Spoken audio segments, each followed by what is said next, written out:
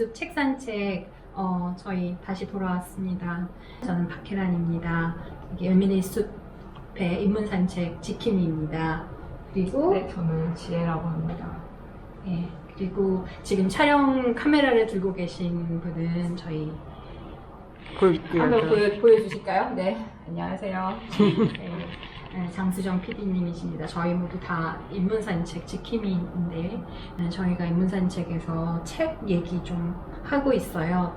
지난번 방송에서는 저희가 가장 밀고 있었던 책, 원본 없는 판타지 책을 가지고 얘기를 했어요. 책의 기획자이시고 공동저자이신 오혜진 선생님하고 같이 책 얘기를 했는데 다들 잘 들으셨는지 모르겠습니다. 그리고 오늘은 저희가 시 얘기를 좀 하려고 합니다. 네, 제가 이제 에밀리 디킨슨 시를 번역을 하고 있어서 같이 오늘은 제가 번역한 책을 좀 같이 얘기를 해보려고 이렇게 카메라를 들었습니다. 오늘 읽을 시집은 저희 하시클 출판사에서 제일 먼저 나온 책입니다. 절대 돌아올 수 없는 것들이라는 시집이에요. 네.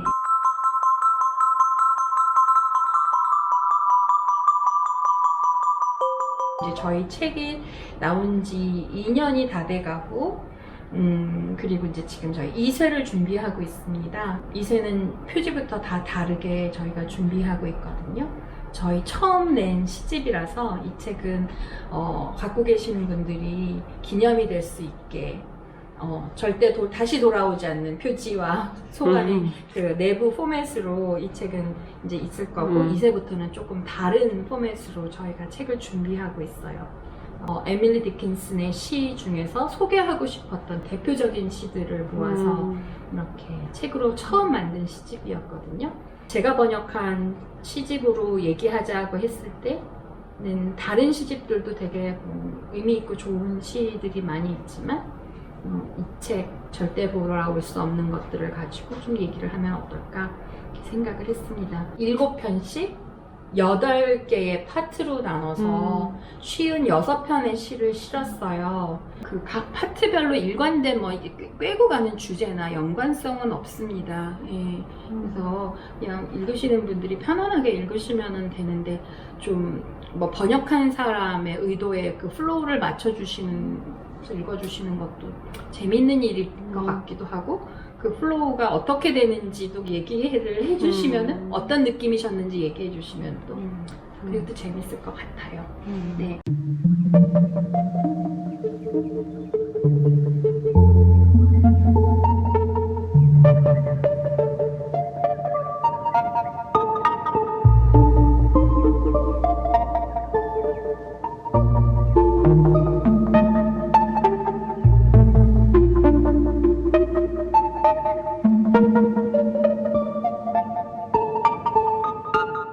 에밀리 디킨슨 시집을 이전에 읽어보지 않았었거든요. 근데 이 절대 돌아올 수 없는 것들이 저한테는 사실 이게 파시클 출판사의 첫 책인데 저한테는 에밀리 디킨슨을 만난 첫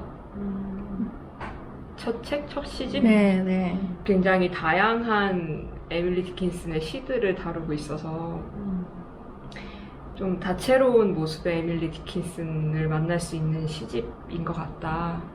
시 몇 개 알고 있고 가끔 읽고 이런 정도였고 이렇게 본격적으로 읽은 건 처음이었는데 약간 약한 이미지를 갖고 있었던 것 같아요. 제가 에밀리 디킨슨에 대해서 연약한 이미지 뭔가 이런 게 있었던 것 같고 그냥 약간 병약한 이미지라고 해야 되나? 그런 것도 있었던 것 같고 그런 것과는 되게 다른 굉장히 센 단어들, 센 시어들 그런 것도 되게 많이 봤던 것 같고 일단 전체적으로 제가 읽으면서는 좀 그런 생각 많이 했었어요. 네, 맞아요. 그러니까 그게 전기를 쓰시는 분들이나 처음에 시를 출간했을 때 그 편집자들이 의도한 그런 에밀리 디킨슨의 모습이 있을 거예요. 그러니까 시 내용보다는 시인의 개인적으로, 그러니까 외부에서 드러난, 외부에서 보는 시인을 가지고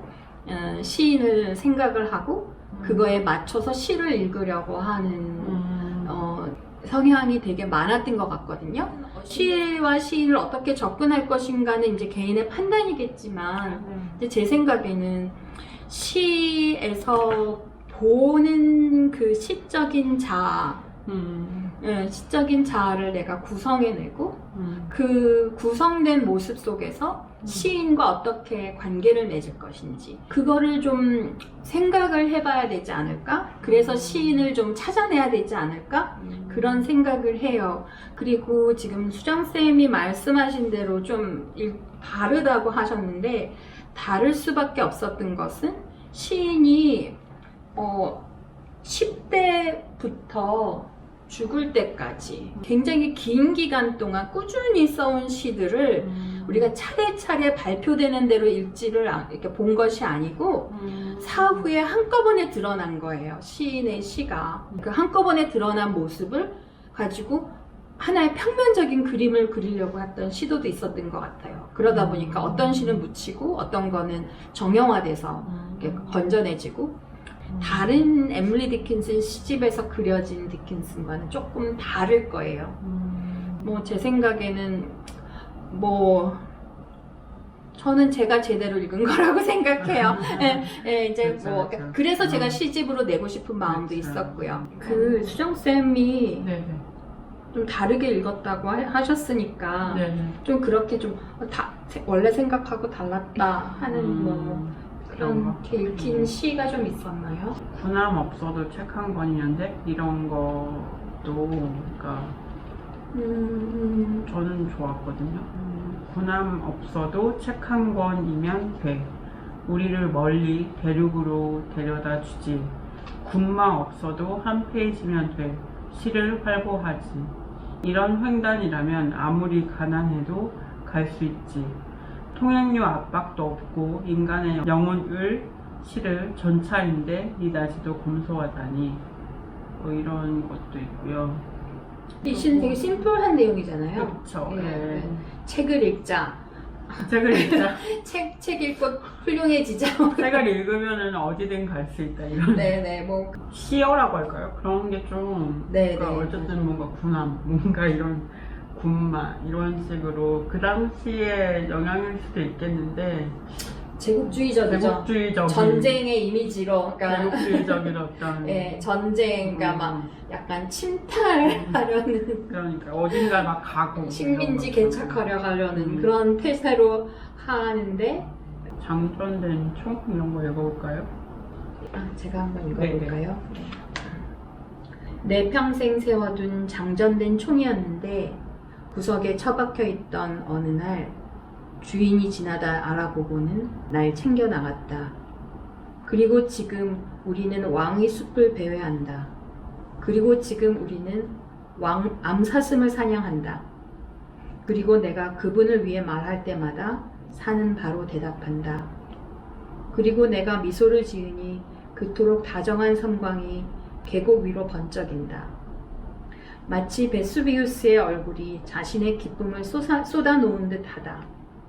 그리고 밤이면 근사했던 우리의 하루를 마치고 나는 나의 주인의 머리를 경호한다. 함께 하기에는 오리 솜털, 푹신한 베개보다 그게 더 낫다. 그의 적에게 나는 치명적인 적. 누구도 두 번 꿈쩍일 수는 없어.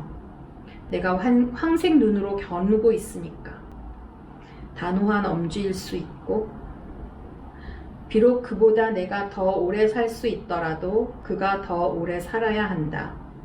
나는 죽일 힘만 있고 죽을 힘은 없으니까. 디킨슨 시 특징 중에 하나가 우리의 예상을 뒤엎은 뭔가 어마어마한 이미지로 시작을 해요. 독서를 하는 책을 군함이나 전차에 비유한 게 어마어마한데 사실 생각해 보면은 거기서 벌어지는 일은 내가 책을 읽는 행위 하나거든요. 그게 이제 과장일까?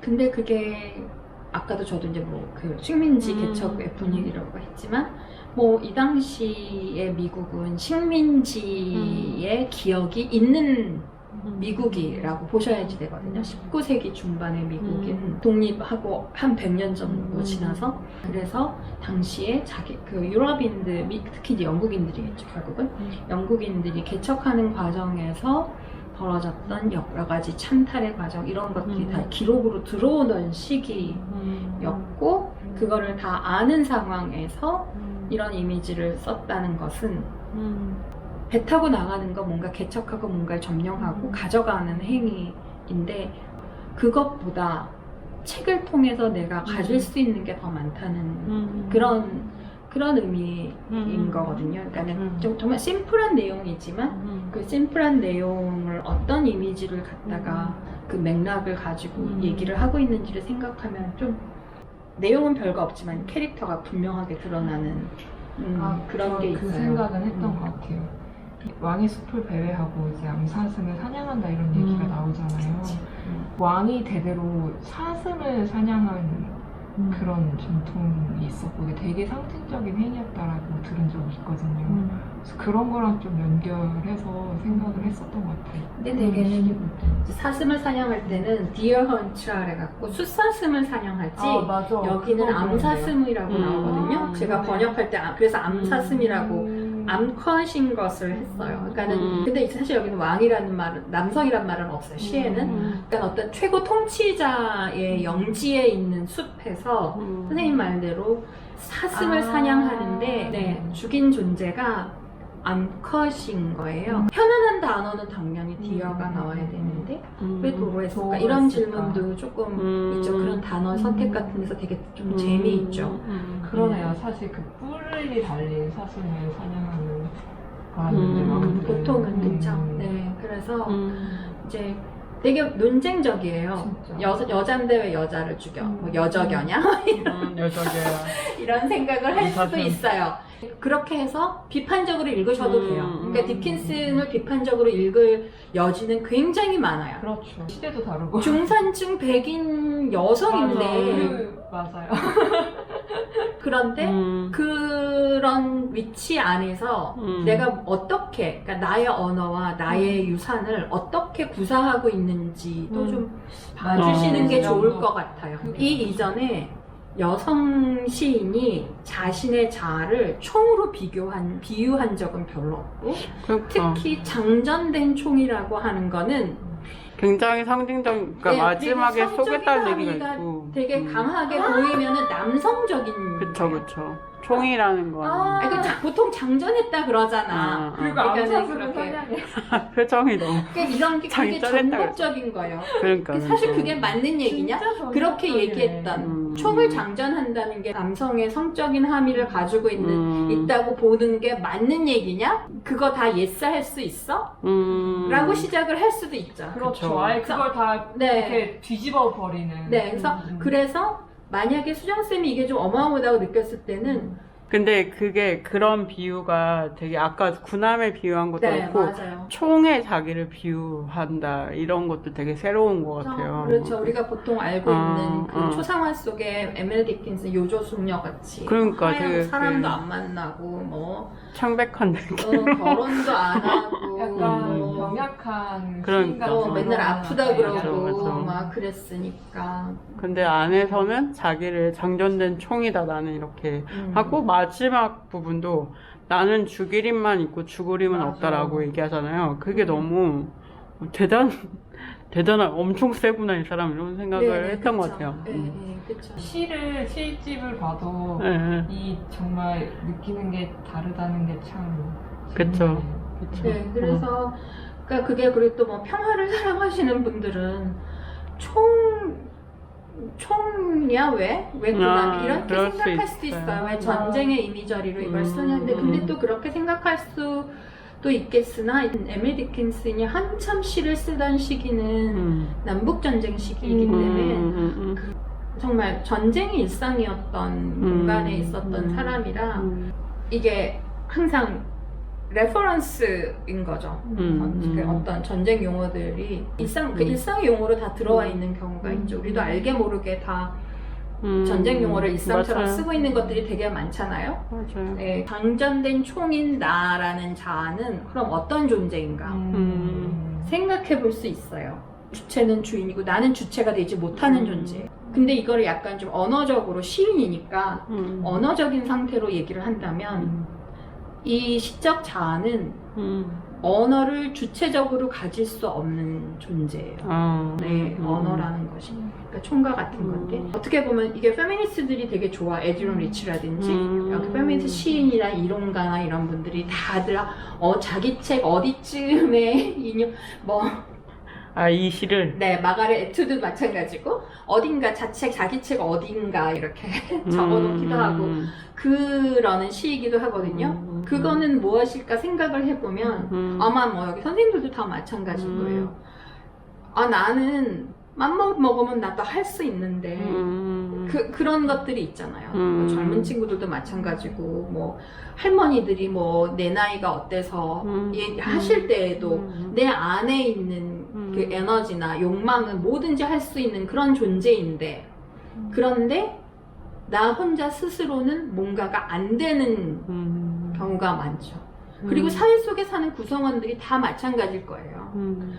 내가 하고 싶은 거 내 안에 있는 에너지 모두를 다 뿜뿜뿜 뿜고 사는 거는 그런 존재는 없는 거예요. 우리는 어떤 식으로든지 내 안에 욕망과 판타지와 내 안에 에너지를 사회와 협상해가면서 맞아요. 적절히 협상해가면서 살아야 되는 그런 장전된 총과 같은 존재일 수 있는 것 같아요.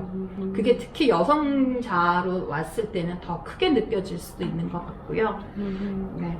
그러니까 그런 점에서 그런 에너지와 드라이브를 가지고 이 시를 읽는다면 조금 더 다르게 읽혀질 수 있을 것 같아요. 예. 내가 황색 눈으로 겨누고 있으니까 적들이 꿈쩍 못한다고 하는 거. 그 단호한 엄지일 수도 있고. 이거 황색 눈은 그 저도 이거 몰랐거든요. 몰랐는데 군대 갔다 온 학생들이 얘기해 주더라고요. 이게 총구로 이렇게 보면 이게 노랗게 보이는 타겟하는 게 노랗게 보이는 게 있대요. 그래서 그거 얘기하는 거라 그러더라고요. 그러니까는 이게 굉장히 총에 대해서 정확하게 알고서 진행을 하고 있는 것도 있어요. 그래서 어떻게 보면은 총이 비유일 수도 있지만 총이 자아가 되는 총의 서정시일 수도 있다는 생각을 해요. 네, 이게 보시면은 이게 총에 대한 이야기. 예, 이게 총을 주인공으로 하면 다 주인공. 해결이 되는 부분이 많거든요. 그리고 밤이면 했을 때도 밤이면은 밤일을 해야 되잖아. 죄송합니다. 오늘 계속 이런 얘기가 나오네. 이거 야한 얘기인가요? 네, 그러니까 이게 어떻게 보면 섹슈얼리티로 흘러갈 수도 있는 얘기잖아요. 그리고 밤이면 하면 독자가 기대하는 거는 이제 무슨 로맨틱한 뭔가가 있겠구나. 이 왕의 숲을 배회했으니 어떤 이성애적인 뭔가가 벌어지겠지. 뭐 생각할 수도 있지만 그게 아니라 나는 경호하는 게 더 좋다는 걸로 얘기가 되잖아요. 혹시나 베개보다 그게 더 낫다. 네, 근데 이게 총을 주인공으로 하면 이게 맞는 얘기지 않겠어요? 더 나가면 이상하죠. 총은 계속 네. 벽에 장면된 채로. 네, 주인의 머리를 경호하는 게 더 맞는 얘기죠. 예, 그래서 엄청난 시. 재밌어요. 이 시는. 재밌어요. 사랑하는 시들을 좀 읽어보죠. 사랑시. 그건 나중에 하고 출판 그럴까요? 우리들이 다 또 여기 책 얘기를 해야 되니까 책 얘기 좀 할까요? 네. 역시나 장전된 총 파트에 있는 시인데요. 읽어보도록 하겠습니다. 출판은 경매예요. 인간의 정신을 사고팔지요. 가난으로 그런 추잡한 일을 정당화하겠죠. 그럴 수 있어요. 하지만 우리라면 차라리 우리 다락방에서 출발하여 순백의 창조주에게 닿을 거예요.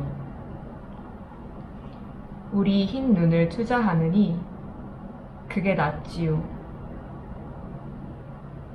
생각은 그분이 갖고 계셨고 주셨으니 그렇다면 생각의 실물사파를 지닌 그분에게 고결한 기운을 파세요. 소랑포장으로 하늘의 은총에 거상이 되세요. 하지만 그 어떤 인간의 정신도 가격이라는 수치로 강등하지는 마세요. 네, 이런 시입니다. 이런 시를 번역을 하고 이 시를 번역해서 책에 넣어서 책을 판다는 게 정말 아이러니예요. 소량 포장으로. 소량 포장해요. 사실 저희 조금밖에 안 만들어요. 소량 포장으로 하늘의 은총에 거상이 되세요. 하늘 은총의 거상이 돼볼까 해가지고. 쌤 어떠셨어요? 쌤은 이제 서점 매니저로서. 서점 매니저로서 사실 출판을 하지는 않지만 이 책을 사고 파는 일에 대해서도 생각을 하게 되고 네네네. 그러니까 제가 이 시를 읽었을 때 좀 들었던 생각은 이제 헤라쌤하고도 같이 정말 우연하게 서울국제여성영화제에서 에밀리 디킨슨에 대한 영화를 상영한 적이 있었는데 그게 와일드 나이츠 위드 에밀리 디킨슨이었죠. 그 영화에 보면 좀 저한테 인상적이었던 장면이 있었는데 에밀리 디킨슨이 자기 시들을 가지고 좀 출간을 하기 위해서 어떤 그런 출판사 같은데 찾아가서 이야기를 나누는 장면이 있었거든요. 근데 거기에 이제 딱 앉아가지고 그 시를 받아서 읽는 사람이 이렇게 막 쩍쩍 그거요. 줄을 막 쩍쩍 그거요. 이건 안 되고 저건 안 되고 막 이런 식으로 긋고 뭐 출판이 어렵다 이런 식으로 얘기를 하거든요. 네. 그러니까 에밀리 디킨슨이 또 알려진 것 중에 하나가 좀 살아있을 때 그러니까 시집으로 이렇게 묶어서 시집을 낸 시인이 아니라는 건데 그래서 뭐 약간 어떤 면에서 은둔 시인이고 이렇게 자기 집에 이제 좀 박혀가지고 시 쓰고 이랬던 사람으로 이제 조금 그려지기도 하는데 또 그렇지 않은 면도 있었을 수도 있겠다라는 생각을 했었고 그 출판사에 찾아가서 나오는 그 과정들이 되게 뭔가 글을 쓰는 여성들이 어떻게 취급을 당하는지 이런 게 되게 상징적으로 보여지는 이 말은 이래서 빼야 되고 저 말은 저래서 빼야 되고 뭐 이런 것들에 대한 생각도 되게 들어서 좀 저한테 인상적인 장면이었거든요. 그래서 이 시집을 이제 다시 읽으면서 이 시가 그때 그 영화를 볼 때 장면하고 겹쳐지면서 조금 더 생각을 해보게 되는 그런 시였던 거예요. 그래서 이 시를 뽑았어요. 그 영화 본 감상이 맞을 거예요. 근데 아이러니인 게 그런 과정을 거쳐서더라도 독자와 만나기 위해서는 책으로 만들어져야 되는 게 필요하죠. 그러니까 쓰는 욕망과 읽히고자 하는 욕망이 다 같이 가지고 있을 때 책이 나오는 거라고 저는 생각하거든요. 아니면 그냥 일기만 쓰지. 쓰고자 하는 욕망만 있으면 그냥 일기만 쓰지. 일기를 빼보게 쓰는 것도 마찬가지잖아요. 읽히고자 하는 마음이 일기는 있으니까. 빼보게. 네, 일기는 빼보게. 만약에 에밀리 디킨슨에게 트위터나 페이스북이 있었다면 이 전혀 다른 스토리가 나왔을 수 있겠다. 그런 생각이 들어요. 예. 되게 재밌는 상상을 가끔 해봐요. 엄청난 키보드 워리어가 됐을 거야. 막 그 생각을 좀 하거든요. 예, 말빨도 이 정도가 되면은 그랬을 것 같은데 이 시에 대한 맥락을 잠깐만 얘기하면은요. 여기서 경매라고 했을 때는 이 경매는 뭐 크리스티 경매 이런 경매는 아니에요. 골동품이나 명화가 거래되는 그런 경매는 아니에요. 이 시기가 그러니까 그 수피아님이 얘기한 그 영화에서 시를 몇 편을 보냈다 빠꾸당하는 거, 막 빨간 줄 쳐서 빠꾸당하는 그 시기랑도 맞물리고요. 그리고 남북전쟁 시기예요. 이 시기도. 그렇기 때문에 이때 경매는 그리고 여기 휴먼이라는 말이 계속 나오고 mind of man, 뭐 인간의 정신을 판다든지 이런 얘기가 나오는 거를 보면 여기서는 인간을 거래하는 경매인 거예요. 노예시장. 노예시장. 그게 더 디킨슨한테는 가까이에 있는 경매라고 봐요. 그렇구나. 그렇게 해서 읽으면은 더 가깝게 느껴지실 거예요. 출판하는 입장보다 저자의 입장에서 보면 이런 경험이 더 크신 분들이 많으실 거예요. 출판사에 원고를 가지고 갔는데 출판을 하기 위해서는 뭐 난도질을 당하는 경우가 있죠. 맞아, 서류들. 들어봤어요. 네, 서류들. 이렇게 가지고 갔는데 아예 받아치지도 않았다라든지 이런 얘기를 들어봤거든요. 네. 저는 팔로워 몇 명이냐고 물어봤다고. 인스타그램 팔로워 몇 명이냐고 물어봤다고. 그런 거. 그러니까 그 가치, 사람의 가치를, 그러니까 저자의 글로 보는 것도 아니고, 글로 보는 것도 안 팔릴지 뭐 그런 식으로 출판사에서 생각할 수도 있고, 그게 이제 여성 저자가 됐을 때 19세기 중반에 여성 저자일 때는 얘기가 좀 더 심각해졌던 것 같아요. 여성에게 원하는 서사가 있었던. 맞아요. 그리고 이제 여성들이 읽어야 되는, 그러니까 여성이 쓴 글은 여성이 읽어야 되는 거거든요. 뭐 물론 신문에 이런 거 남성들이 다 읽는 것처럼 되어 있지만 신문에 뭐 연재 소설이 나온다든지 뭐 그랬을 적에 그것을 열심히 기다리고 읽고 싶어하는 마음이 강했던 독자들이 여성들이고 책으로 나와도 마찬가지였거든요. 그렇기 때문에 이제 순회하면서 이렇게 낭독해주는 그런 방식도 있었어요. 그러니까 이게 누가 나와서 이렇게 읽어주고 그러는 것도 있고 그래서.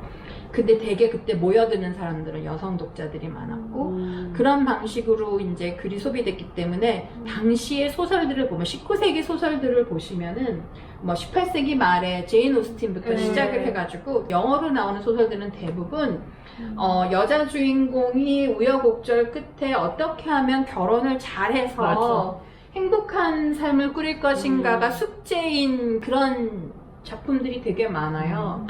되게 그런 걸 요구하고 그러면 그게 다 이제 독자들의 삶도 그러리라는 것을 현실은 굉장히 우여곡절이 많지만 좋은 남자 만나서 행복하게 사는 게 마치 신의 축복인 양 그렇게 되는 게 이제 소설 안에서도 그렇고 개인들한테도 요구되는 그런 분위기였기 때문에 특히 여성 작가들이 쓰는 작품은 그래야 된다. 그런 덕목을 실어야 된다는 게 전제가 되어 있고 신과 사회와 가족에 순응하는 그런 작가와 그런 독자를 전제로 한 글들이 있었던 거죠. 그랬을 적에 지금 수정쌤이 좋아하는 그런 시들이 세상에 나오기는 어렵죠. 맞아.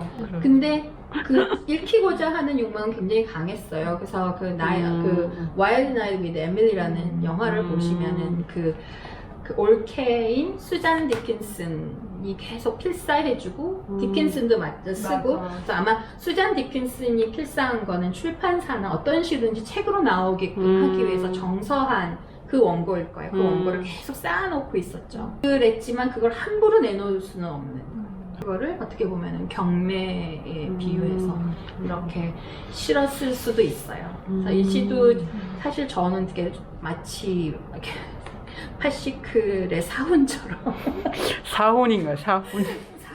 출판사의 근데 사은처럼 이게 어떤 생각하는. 지점인지 좀 알 것 같긴 해요. 정말 사실 그러니까 예술이라는 게 그렇잖아요. 사실 어떤 면에서 이 창작을 하는 사람들에게 있어서 이 창작물을 사실은 정말 팔고 싶지 않은 그런 마음 있잖아요.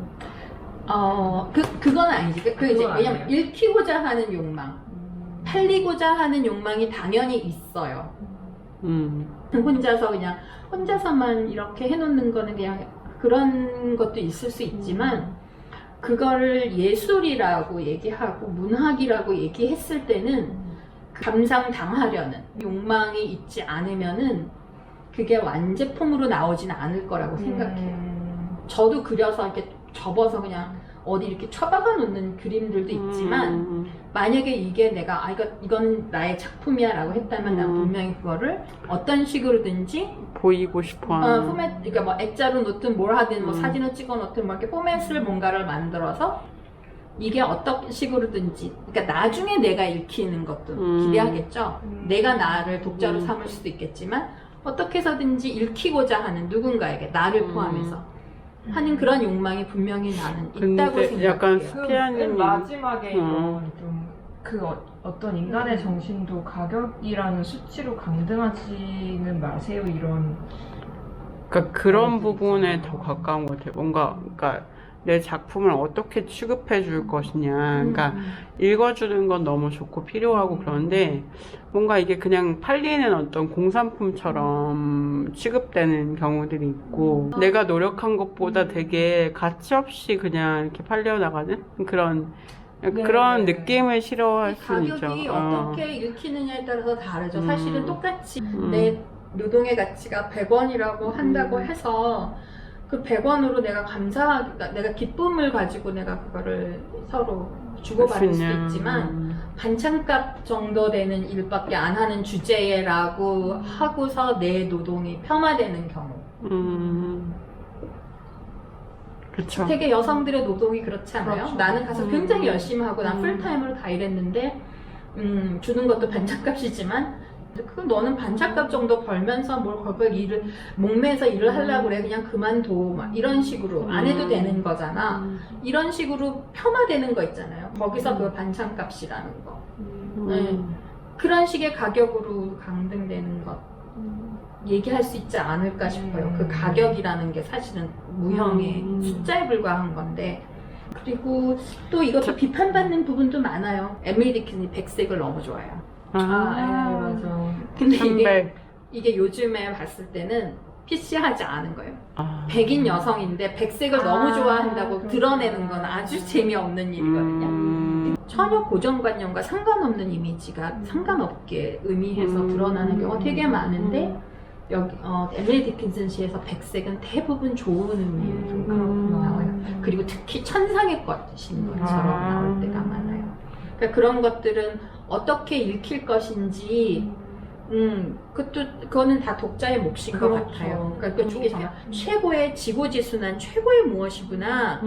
저는 그렇게 생각하고요. 절대적으로. 그러니까 어떤 것과도 타협하지 않는 절대적인 무엇을 하얀색으로 놓는 거라고 저는 생각을 해요. 디킨스는 그렇기 때문에 하얀색이라고 얘기할 때 그 의미가 갖는 거는 디킨스한테 굉장히 크고 절대적이고 타협 불가의 무엇이구나라고 하지만, 근데 그 백색이라는 걸 그렇게 사용하는 방식에 대해서 비판하실 수는 분명히 있다고 봐요. 그런 식으로 있겠네요. 네.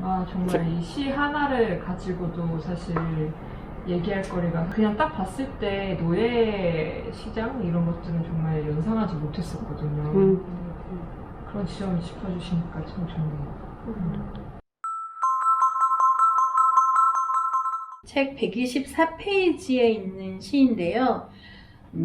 이 시는 다른 번역서에 다 나와 있는 시예요. 근데 제가 조금 다르게 읽어서, 근데 저만 다르게 읽는 거는 아니고, 뭐 영어로 읽으신 분들은 다 왜 다르게 번역이 돼야 되는지 아실 거예요. 다른 분 번역한 거를 얘기하기는 좀 그렇고. 수피아님이 좀 읽어주세요. 수피아님 목소리가 좋으니까. 네. 와일드 나이츠 읽고 싶어요. 그것도 읽고. 네. 다 읽어. 읽어보겠습니다. 네. 사랑이 전부라는 것. 우리가 사랑에 대해 아는 전부. 그것으로 충분하긴 한데 그 짐에 비례하여 바퀴 자국이 나겠지. 네. 짧은 시입니다. 사행으로 되어 있는 시들은 앞에 두 줄 말고 밑에 두 줄.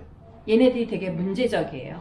그 앞에까지는 우리가 다 알고 있는 얘기예요. 충분히 짐작이 가능해요. 아까 그러다 밤이 되면 부터 얘기가 달라지잖아요. 그런 식으로 이게 독자가 읽고 싶은, 그러니까 나가고 싶은 진행이 있어요.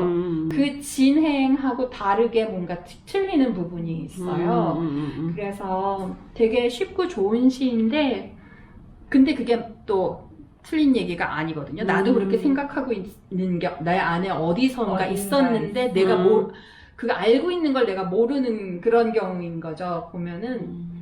그러니까 사랑이 전부라는 거는 우리가 사랑에 대해서 알고 있는 전부라는 거예요. 여기까지는 다, 이거 연애하면 다 그렇지. 사람들이 다 그렇게 생각하지. 막, 그런데, 그러면서 이제, 그거면 됐지. 그것으로 충분하긴 한데, 하고 그 다음에요. 근데 그 사랑이 전부야 라고 했을 적에, 내가 아는 건 이게 다 전부야 라고 했을 때, 내가 짊어져야 되는 짐이 있는 거예요. 그 짐에 비례해서, 바퀴 자국이 나가는 거죠. 묵직한 짐이 나한테 실렸으면 깊이 패이겠죠. 근데 요 부분이 번역이 다 안 되어 있어요. 다른 시집에서. 아, 진짜요? 네. 사실 이게 핵심인 건데. 네. 가끔 그 핵심이 놓쳐지는 번역들이 좀 있어서 제가 이 책에 실은 시들 중에 다른 번역서에 나와 있는데 제가 실은 거는 이런 차이가 있는 것들, 제가 조금 달리 번역하고 싶은 것들은 좀 여기 실려 있어요. 디킨슨을 왜 번역하느냐고 했을 적에 저는 딱히 할 말이 없어요. 근데 가끔 이런 부분을 제가 발견할 때가 있는 거예요. 그러니까 제 생각하고 나도 몰랐는데 내가 생각하는 거, 아니면 나도 모르게 배워놓고 내가 이거 알고 있었지라고 생각하는 걸 수도 있어요. 그러니까 그런 것들, 내가 이렇게 반대되는 생각 없이 내가 동의되는 얘기를 깜짝깜짝 놀라게 할 때가 많아서 그래서 번역하는 게 재미있어요. 그리고 이거는 사실은 이제 마차를 많이 타본 사람보다는 마차가 지나가는 걸 많이 본 사람이면 더 잘 아는 거죠. 맞아. 그러네요. 또 이거는 좀 나이가 들어서 쓴 시인데 그 질풍노도의 젊을 때 쓴 연애시도 또 재미있는 것들이 많죠. 네. 하나 읽어주시죠. 와일드 나이츠는 젊을 때 시인가요? 네, 비교적 젊을 때 쓴 시. 그러면 제가 꼽았던 시 중에 하나 제가 아까부터 얘기를 했던 와일드 나이츠로 시작하는 시를 읽도록 하겠습니다. 사실 이거는 번역이 미안한 시이기도 해요. 이거 원문을 못 살려가지고. 원문이 너무 그러면 선생님이 영어로 읽어주시면 아니. 영어로 읽어도 소리로는 안 돼. 사실은 이 글로 보는 거하고는 조금 달라요. 이거 잠깐 이게 보시면 이렇게 인쇄된 걸로 보시면은 이 W의 그 맞아. 반복이 되게 이게 뭔가 용솟음 치는 것 같잖아요. 네. 이게 필사한 거거든요. 에밀리 디킨슨이 그거를 이제 이렇게 저희가 실었는데 이 이렇게. W의 역동에 그러네요. 이게 여기도 밑으로 갈수록 더 보이시죠? 이게 글이 원래 에밀리 디킨슨 필체는 아니에요. 여기 보시면은 다른 시들은 또 이런 경우도 있어요. 확실히 와일드한 거 보이시죠? 정말 찐 와일드. 찐 와일드. 네, 그렇죠. 저는 이런 필사본을 보고 번역을 하는데 진짜 이 글을 말이 못 따라가는 것 같고 그 다음에 특히 저 번역이 되게 미안한 그런 시이기는 해요. 그래서 어떻게든지 와일드하게 번역을 해보려고 되게 노력을 했는데 그러지는 못했습니다.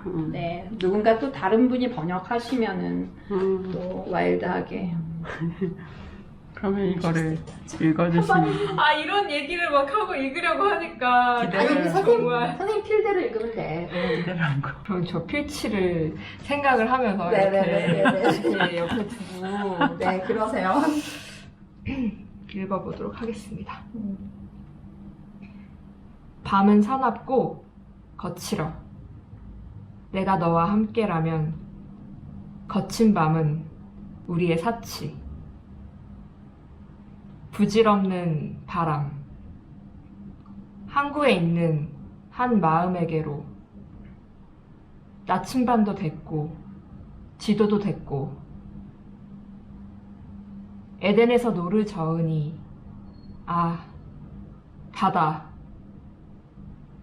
오늘 밤 나 정박할 곳은 그대 이런 시입니다. 네, 네, 되게 이 시님 너무- 읽길 잘했어.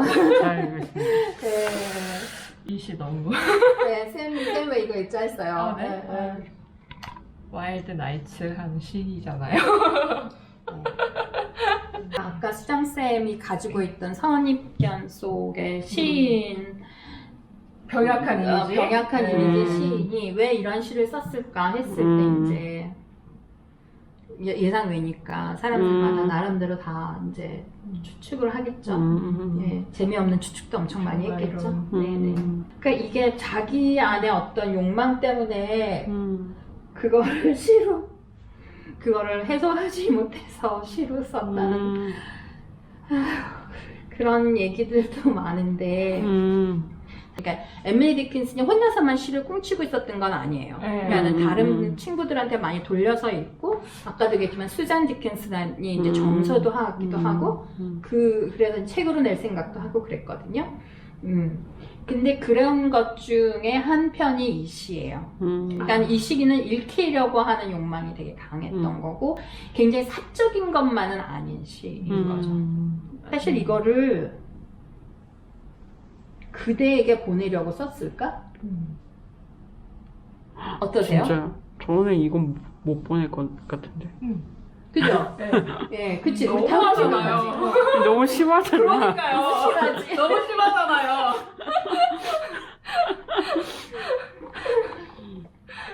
이게 필사본이 되게 많거든요. 너무 심한데 이걸 왜 필사를 이렇게 여러 사람한테 돌리려고 여러 군데다 써놨을까?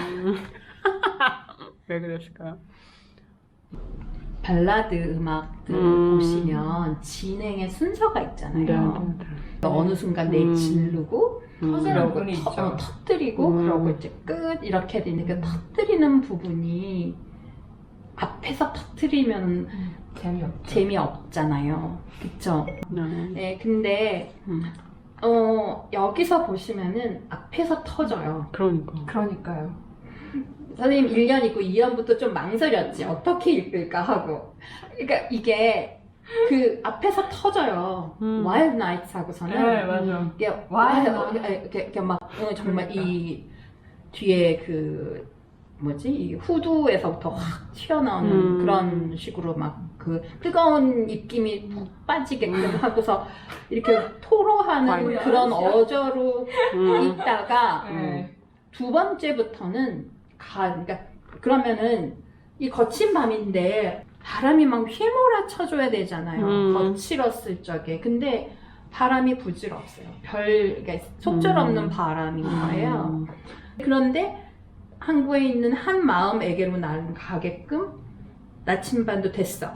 지도도 됐어. 다 준비됐어요. 나는 모든 준비가 다. 그러니까 아직도 안 떠난 거야. 내 마음이 움직이지 않은 거야. 그러니까 점검만 계속 있는 하고 거구나. 있는 거예요. 그죠? 그러고 에덴에서 노를 저으니 이렇게 됐어요. 이 다음부터는 왜 그 에덴에서 노를 젓는 모습이 와일드 나이츠인가는 좀 생각해 보셔야 돼요. 창조주께서 조물주께서 이 만들어 놓으신 이 아름다운 에덴 동산에 내가 노를 저어서 이렇게 갈 적에 그 풍경은 그러니까 그 터너의 작품에 나오는 아니면 어떻게 막 질풍노도 풍경화를 그리는 그런 화가의 바다의 그런 건지 인지 아니면은 풍랑인지 아니면 뭐 모네 정원이라든지 잔잔한 바다. 그렇잖아요. 뭐 그러니까 어떤 풍경인지 여기서 이제 뭐 그럴 수 있지. 여자들이 기껏 해봤자 뭐 와일드 나잇 이어봤자 뭐 에덴 동산에서 노젓고 양산 쓰고 하는 거 이렇게 생각을 하면 또 재미가 없지. 근데 갑자기 이게 에너지가 뚝 떨어지는 거예요. 부질없는 바람이라고 했을 적에 이 사납고 거친 동력이 됐던 게 사실은 바람인데 이 바람이 뭔가 없어지는 것 같은 느낌이 확 들어버리는 거예요. 그러면서 지금 나는 이 바람 속에서 와일드 나이츠에서 내가 막 이 광야 아니면 바다 이 황량한 이 어느 공간을 막 내가 뭐 바이런적인 영웅이라든지 뭐 프랑켄슈타인에 나오는 그 빅토르라든지 그런 어떤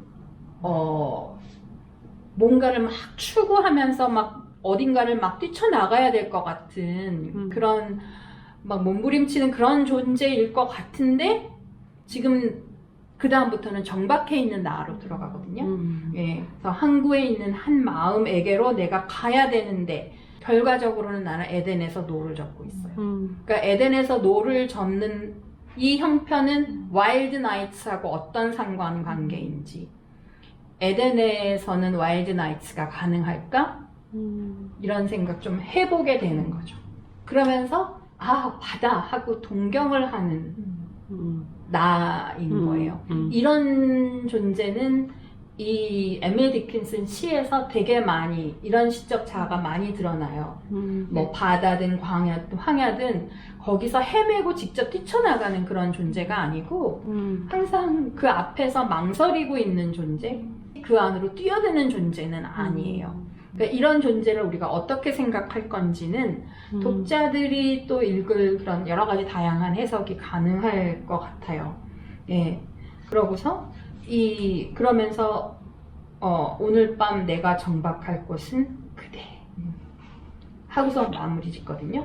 되게 여기서 되게 정적인 거야. 아까 앞에 진행이 막 거칠 것 휘몰아치면서 하는데 그리고 나중에 가지도 않았어요. 그냥 보시면. 있는 거죠, 그냥. 그냥 난 여기서 그대로 있는 거야. 그러니까 여기서 내 마음의 모든 동요는 다 일어났고, 근데 그렇다고 해서 내가 그대에 대해서 그대라고 호명한 그 누군가에 대한 그 나의 마음과 애정과 정열을 이 모든 것이 없어졌느냐? 그거는 또 아닌 것 같은 거예요. 여전히 내 마음은 똑같은데 그 에너지의 흐름이 뭔가 여기서 정리되는 것 같은 느낌이 드는 거잖아요.